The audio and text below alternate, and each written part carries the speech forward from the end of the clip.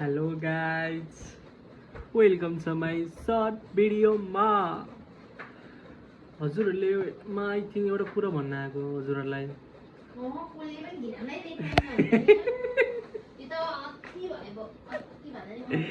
यहाँ पछाडि मेरो फ्यानहरू गरेर खाने त्यस्तो इग्नोर गर्नु होला है। गर्मी महिना आउँला होइन, गर्मी महिना आइसक्यो होइन। गर्मी महिना सबभन्दा धेरै घरमा तरकारी खाने कुन तरकारी हो त हजुरलाई थाहा? आलु होइन के।